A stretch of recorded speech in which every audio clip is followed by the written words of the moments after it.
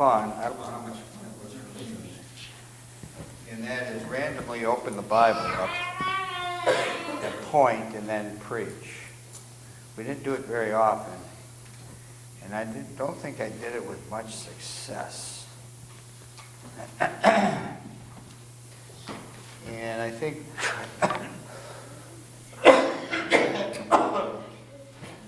think one night we opened it up open for questions. People could just ask questions. And or either that or we did it in our First Baptist church, and that went over like a lead balloon. And it wasn't or I would have somebody pick a verse. And I think it turned into Stump the Pastor. And or pick something that would really irritate him. And that didn't go over really well. Now we have all P words tonight, P's, and I wanted to have some fun tonight. Everybody okay now? If you're too warm, the furnaces are off. So it's only going to get hotter with the body temperature of the individual. Luke chapter 8. How I decided this, I opened it up randomly. I was kind of going, and then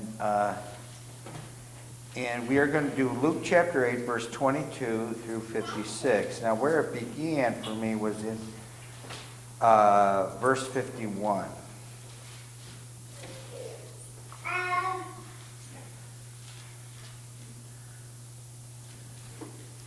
And I thought, well, we're going to do all these types tonight. And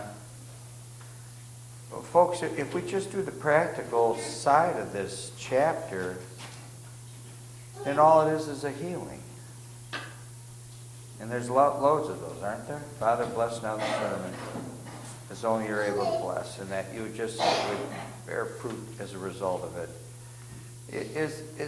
There's got to be more to it than what's on the surface in what you read at face value. For me, it began in verse 51. And when he came into the house, he suffered. What does suffer mean? What does that mean? Allow. It doesn't mean, oh, I'm suffering. It means allowed.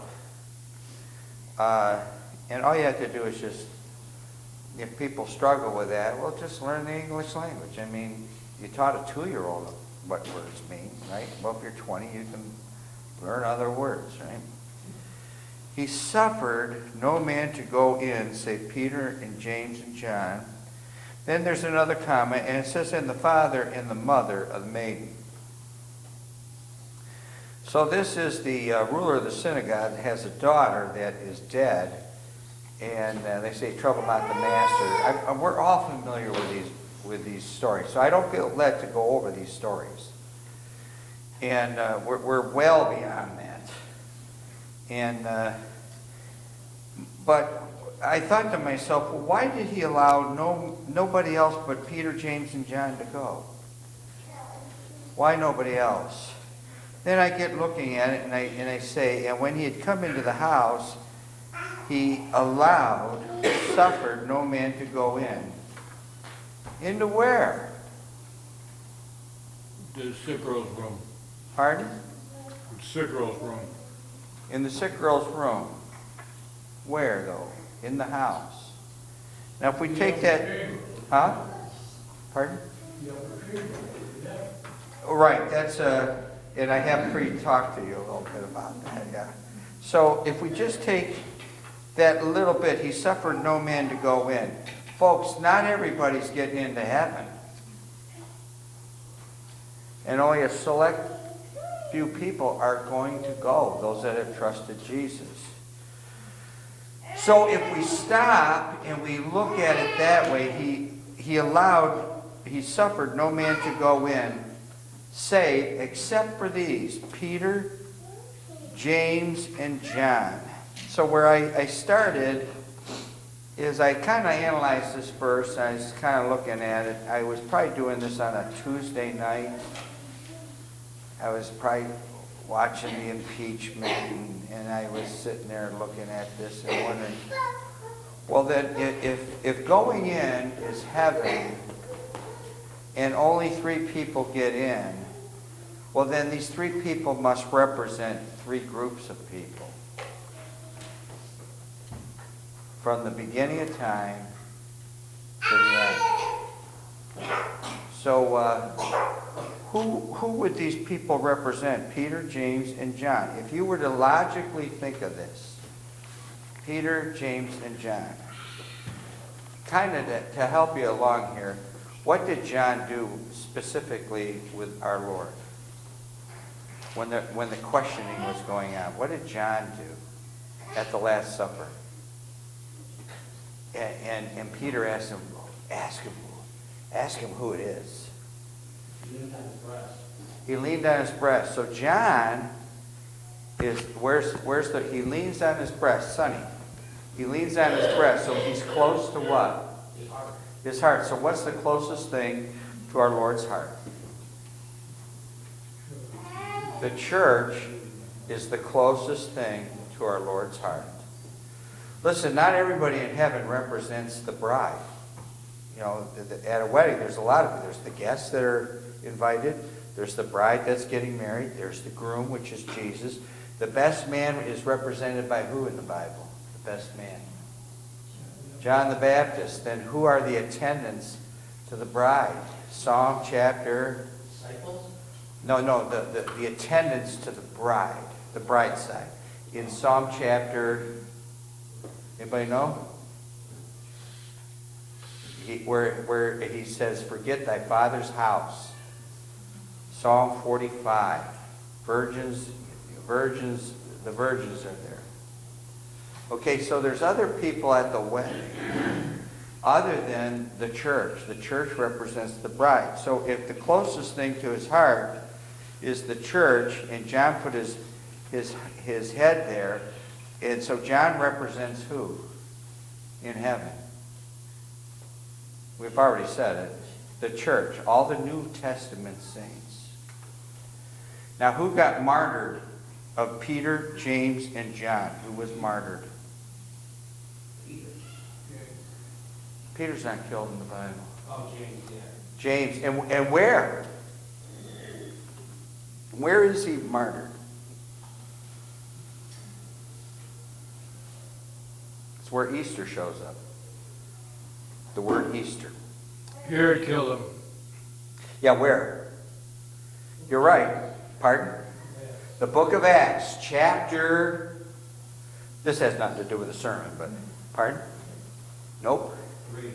Nope. 3. Do I hear 6? No, both are wrong. 1. 9. No. 9. No. Acts chapter 12 is where then Peter is freed from prison. Remember? And he actually goes to heaven there too. When he's freed. All those are types when he goes through the gates, the different gates. And he gets to heaven. There, that's a type of that, where Peter does that. James is martyred. Where are the martyrs in the Bible? Under the... Old Testament, New Testament. In the book of Revelation. Book of Revelation, yes, sir. Under the altar. Which would be not the New Testament. Now, I know the book of Revelation is the New Testament, but we're saying it's not the New Testament saints or the church, it's the tribulation saints. Those that are martyred in the book of Revelation. So James represents that group. Now, what's left in the story of the 3? There's James and John. Who's left? Peter. Then Peter, when he writes 1st and 2nd Peter, all those books at the end, it's directed towards who? It's directed toward Israel and Jews that are scattered abroad. So Peter represents then what group of people? The Old Testament saints, where Jesus takes captivity captive and empties out paradise. I don't see how the verse can mean anything else. It can't mean anything else. Peter represents the Old Testament Jewish saints. James represents the tribulation saints. and John represents the New Testament saints. And those are the only, now don't bring up the Father and the Maid. We're not going there. Those are the only three that are permitted in. Suffered no man to go in. So that takes care of all those that trust, the Old Testament trusted in the blood of the Lamb that the high priest took in, and they were locked in storage in the underworld there in a place called Paradise, where the great gulf is separated from those that are in hell. So I decided, well, that's pretty good, but that's not enough to use up for 45 minutes. So I decided to back up and look at the whole chapter. Not from chapter 8, verse 1, but chapter 8. I thought I would begin, I know my wife will get mad at me. I better not say that. But I'll say 8 to 2:2. 8:2:2. Chapter 8, verse... Second arose. Oh, now he did it. He did it. I didn't do it. 2:2. 8:2:2. So we're going to start analyzing this at Luke 8:22, and then we're going to spiritualize it. Now, the letter we're using tonight is P. The preacher's letter, the easy one. The easy letter. So let's start. We know these stories. This is a ship story. They're getting in a ship. They're launching forth, and then there's a storm at sea. Jesus is asleep in the ship. You all know the story. There's lots of ways that this can be preached, but we're spiritualizing all this tonight. Now it came to pass on a certain day. How many certain days are there in the Bible? Well, let's pick the most important, other than the day of creation. What is the most important certain day in the Bible?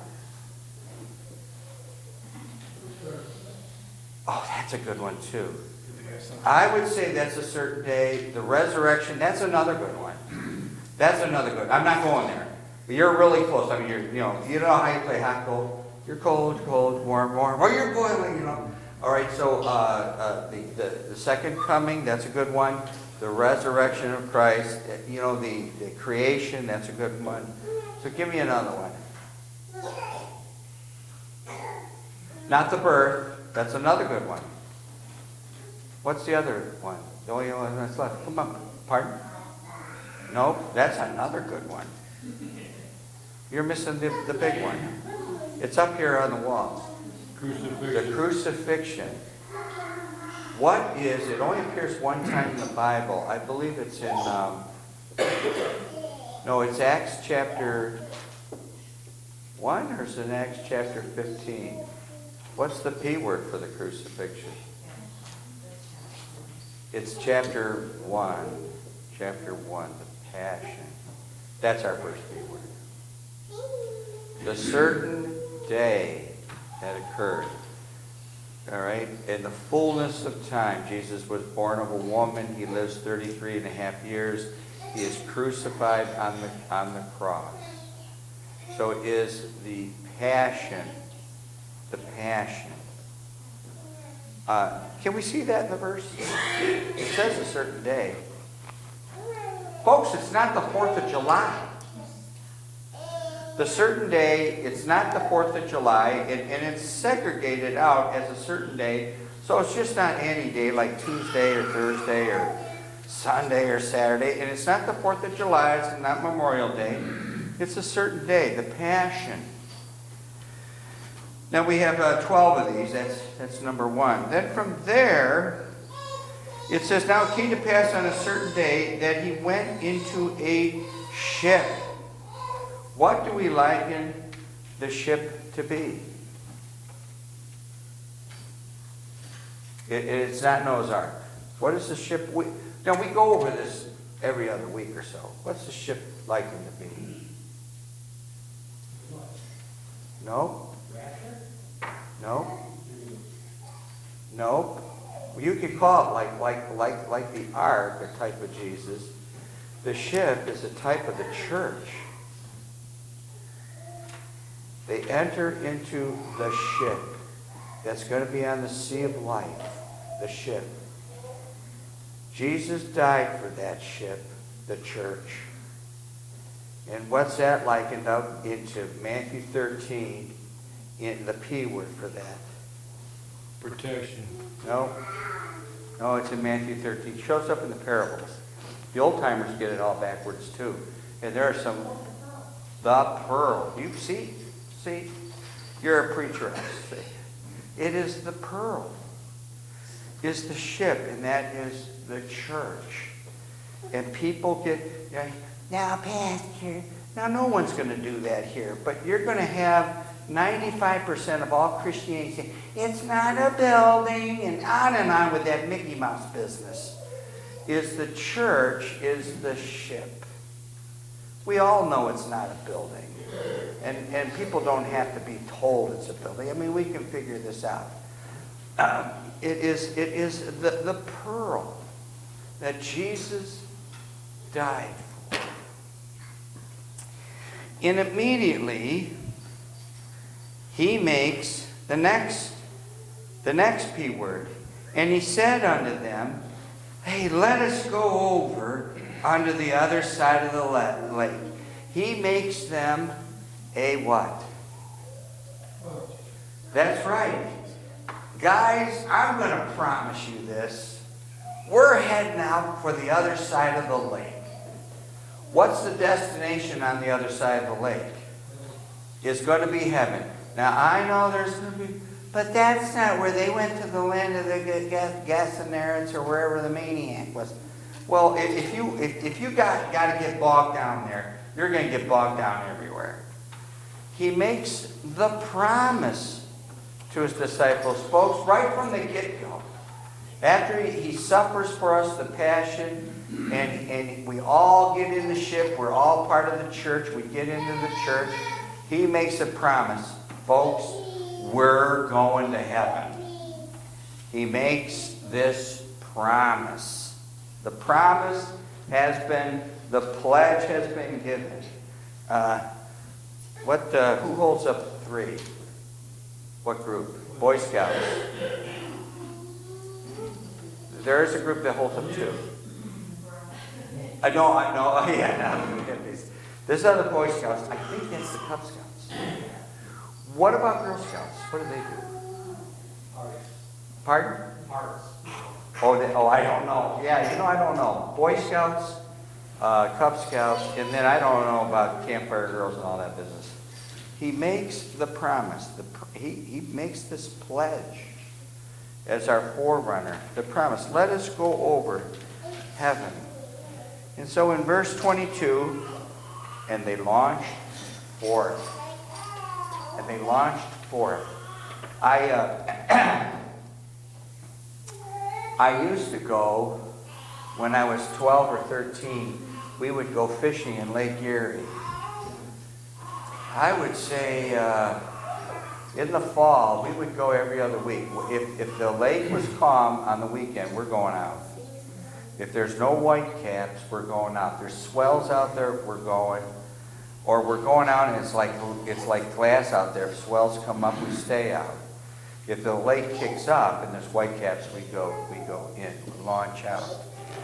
And I'm always, we're not near a break wall. We were at, anybody, not Euclid Beach, anybody who knows where Euclid Park is?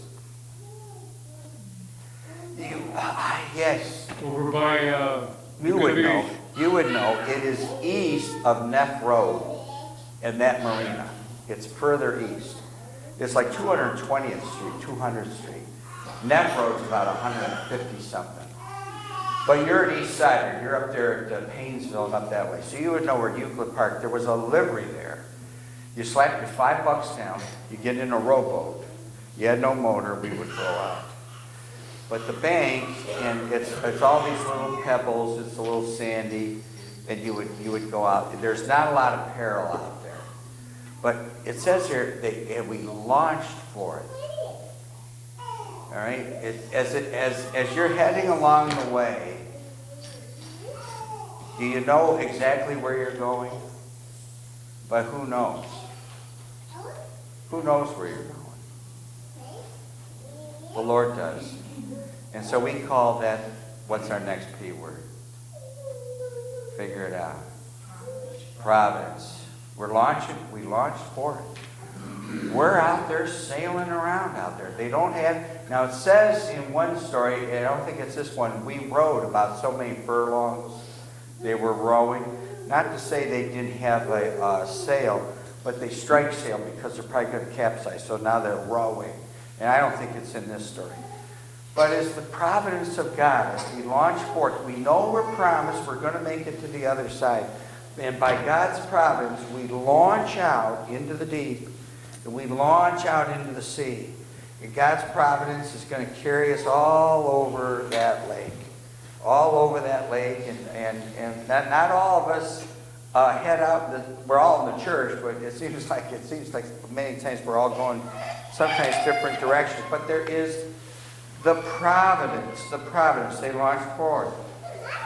Verse 23. Now it came to pass, 23, and as they sailed, who fell asleep? He fell asleep. Who fell asleep? Now, how did he fall asleep? He was tired. Now, we would go there and say he was 100% man and 100% God. He was testing them. Yeah, He was pretending to sleep. you're right. But that's why with the scriptures. You're right. He was. I could be wrong. We could say 100% man. He did get tired. He was at the well. We could say, well, he was tired. He fell asleep. Does God ever sleep? Is there a verse about that says God never sleeps? He never sleeps and he never slumbers.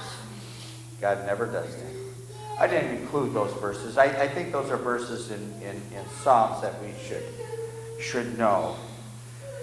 So he falls asleep knowing that the storm is coming.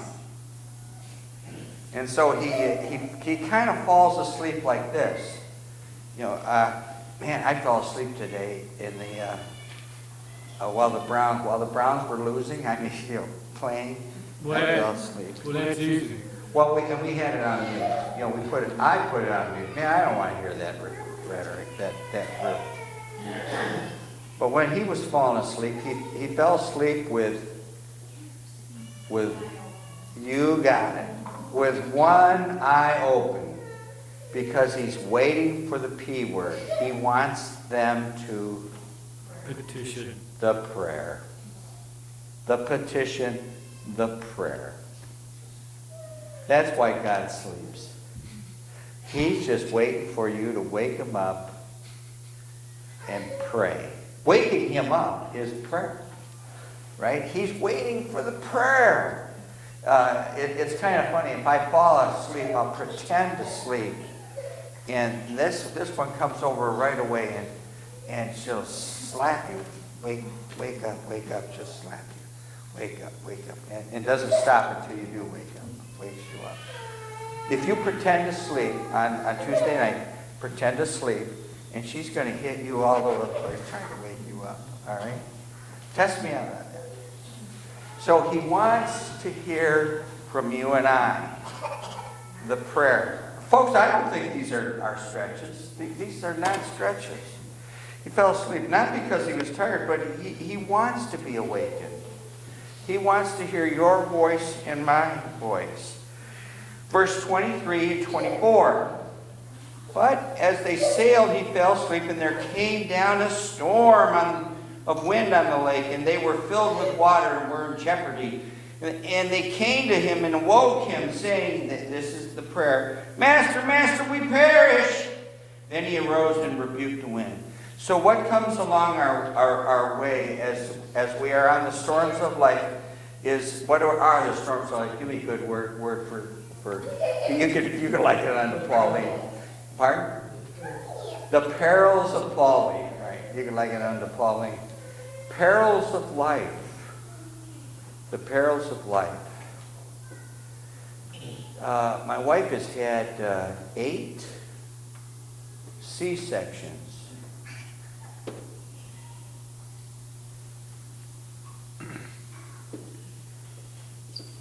when I say that, then when you say that in a mixed company now, and you generally say that today, who's the bad guy? You could say it out loud. Yeah, I've become the bad guy. Like,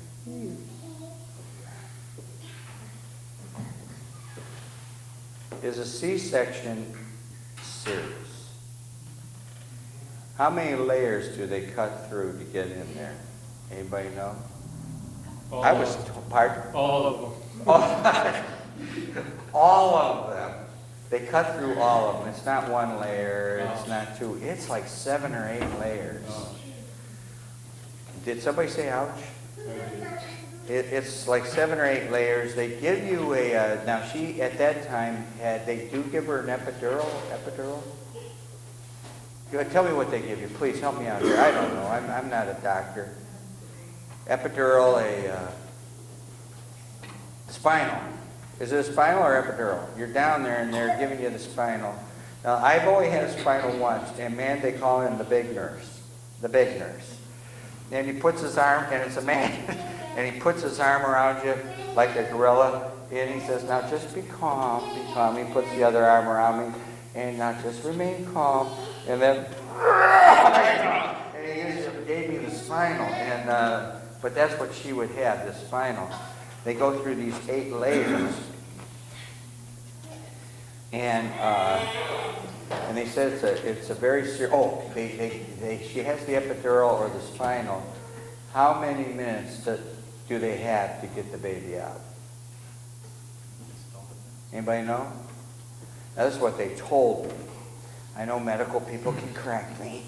I'm just going off of what I remember. Is 10 minutes. 10 minutes. If they don't have the baby out in 10 minutes, what happens? It can affect what? Not the mother, the baby. They got 10 minutes. Doesn't take 10 minutes to get through. I mean, they got the baby out in 3 minutes, something like that. I remember there was one of the operations. What was going on? There was a big deal going on. It was a big deal on the TV. And they had the TV going on in the operating room with some big news event. Yeah. And then everything got postponed. And the doctor was nervous. The nurse was as calm. I couldn't get over how calm she was. It was the only time I was ever in there. But they said it's a serious operation. And to go through that 8 times, I mean, that's kind of perilous. So we go through the perils of life that is represented by the storm of wind that came up on the lake.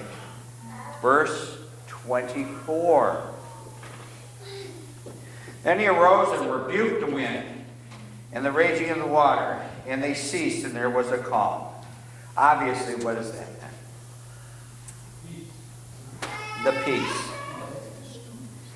It's a foretaste of the peace, the temporary peace that we can have here from time to time.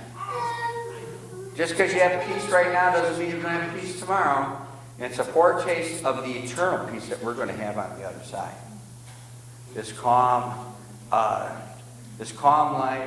and I don't think there's going to be turmoil on the other side. I don't even see where that could be.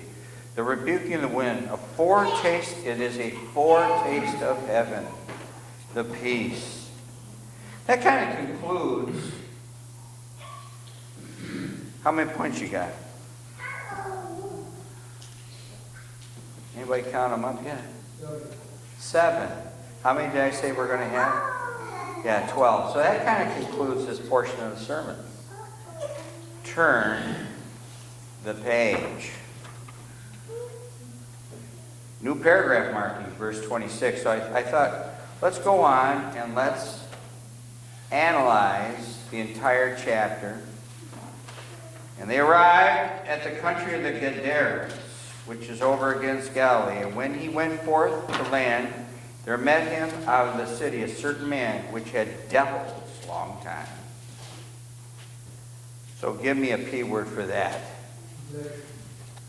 The possessed, or the possession. Listen, lost people don't want to hear this. Ephesians chapter 2, verses 1 through 3.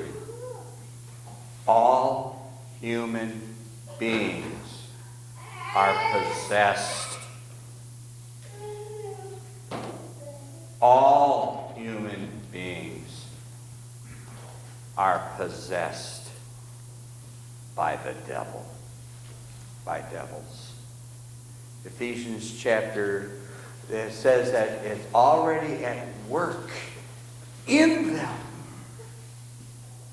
Ephesians chapter 2.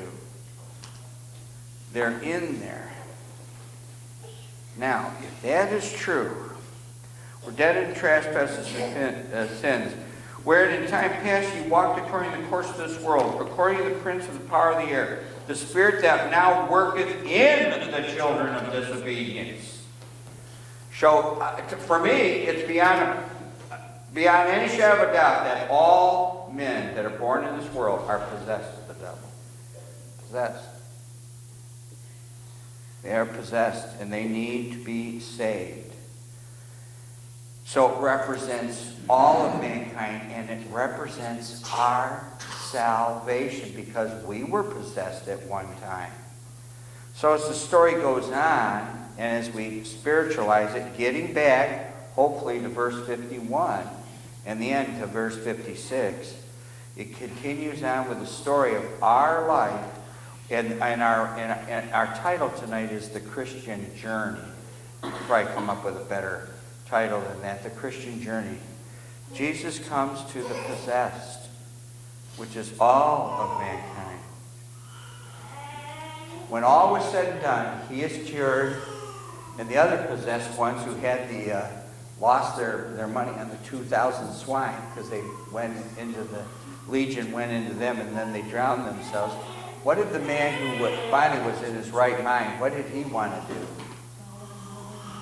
He wanted to what? He wanted to go with Jesus. But what did Jesus tell him to do? What did Jesus tell him to do? Go back to your house and tell them the great things that I have done. Which is really, it reveals the Lord's, give me the P word for that. It is our what? Pardon? That's good. Yeah, another word for the same thing. The purpose. The purpose why Jesus did this. It wants us to go back. Is to tell others how great the Lord is. That is the... Are you practicing? I'm serious. No, do you practice, though? Are you practicing it? You haven't? Does he? Then? I just wonder. Listen, whatever you're doing. I used to do that at night. And what was I practicing when I was 19? I would lay at night. I'm just telling you a story. My bed, I was 19 years old, and I'd be on the frame of my bed going up and down, crossing my fingers over like I would practice my left and right hand on the bed while I was sleeping. Do you believe me? Yeah, she believes me. I was practicing all the time, whenever I could. So you can practice now if you want. It is, what is the purpose? To show how great things God hath done. So that story is over. Verse 41, a new story begins. These all tie in with the Christian journey. And behold, there came a man named Jairus, and he was a ruler in the synagogue, and he fell down at Jesus' feet and besought him that he would come into his house. For he had one only daughter, about 12 years of age, and she lay a-dying. But as he went, the people thronged him. And he's interrupted here in verse 43. And a woman having an issue of blood 12 years. Notice anything funny between verse 42 and 43? That's the same. Is that weird? It must mean something. It must mean something. We'll ask him, and I'm going to give you some, but not right now. But we'll ask him. It's got to mean something. I don't think he randomly picked that number, and they both of them, 12. One's been dead for 12 years, and one's been sick for 12 years. So it goes from the possessed to the purpose. And a woman having, verse 43, issued blood 12 years, which had spent all her living under physicians, neither could be healed of any, came behind him and touched the border of his garment. And immediately her issue of blood stanched. And Jesus said, "Who touched me?" But all denied. And Peter and they that were with him said, "Master, the multitude thronged thee, and pressed thee, and sayest thou, Who touched me?" The woman touched what? The hem of his garment. The hem of the garment. What did the others touch?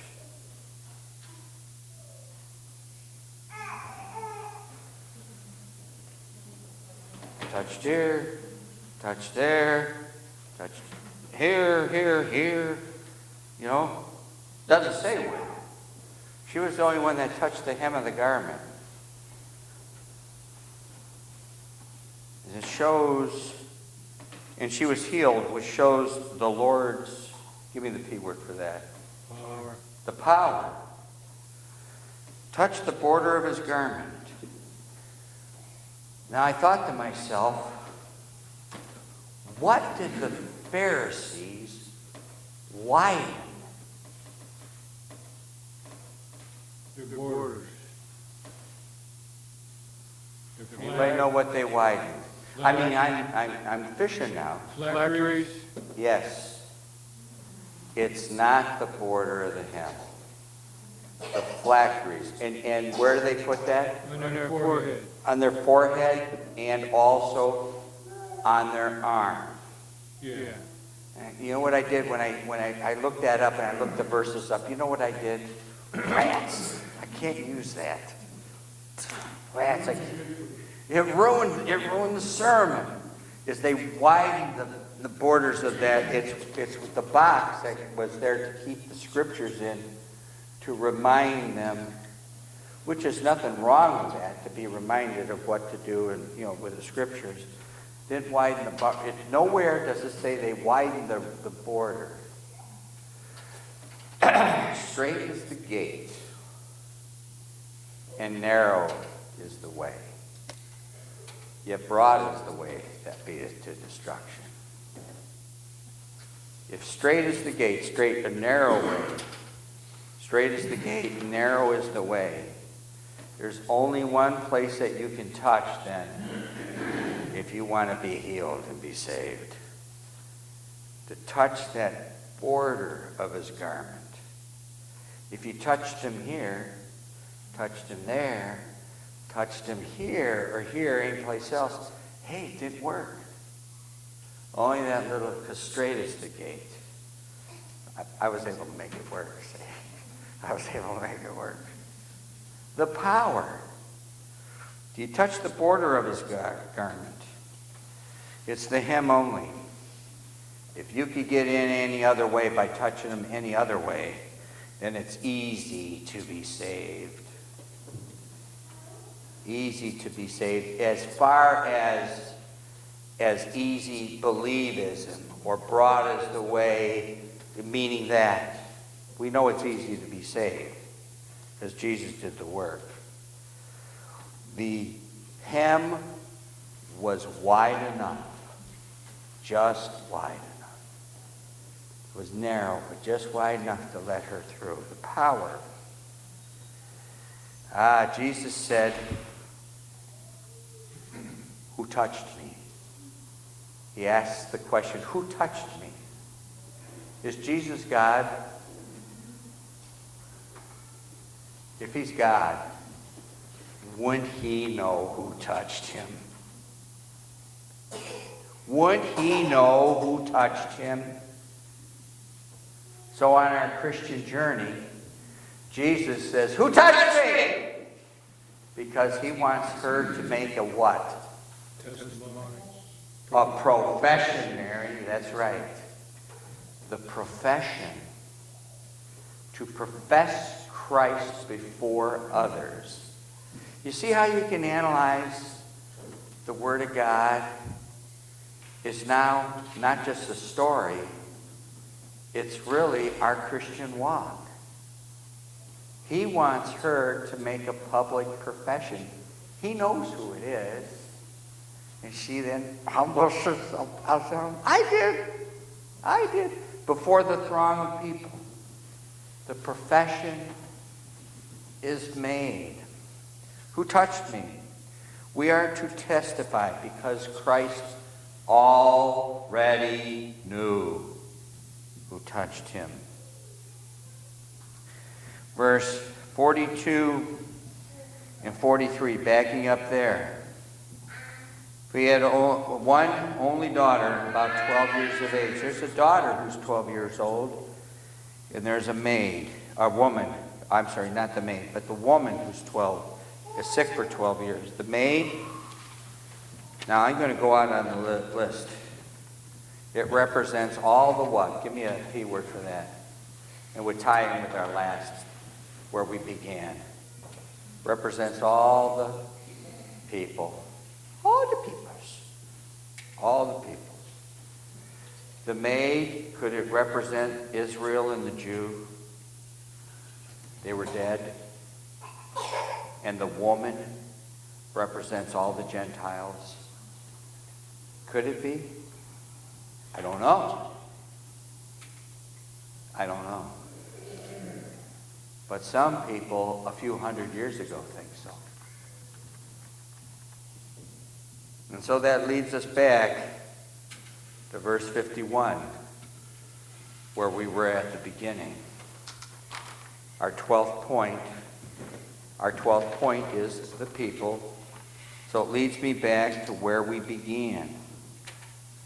So why did he suffer no man to go in? Say Peter and James and John. Because they represent all the people that will go into heaven. The Old Testament saints, the New Testament saints, and the tribulation saints. Merry Christmas. Shake hands before leaving.